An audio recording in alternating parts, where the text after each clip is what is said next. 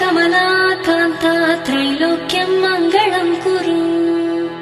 मातः समस्त जगतां मधुकैटभारे वक्षो विहारिणि मनोहर दिव्यमूर्ते श्रीस्वामि निश्रित जनप्रिय दानशीले श्रीवेङ्कटेश दयिते तव सुप्रभातम्।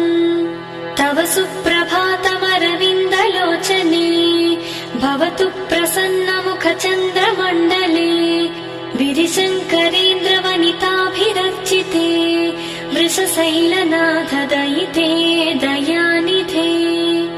अत्र्यादिसप्तर्षयः समुपास्य सन्ध्याम् आकाशसिन्धुकमलानि मनोहराणि आदाय पादयुगमर्चयितुं प्रपन्नाः शेषाद्रिशेखर विभो तव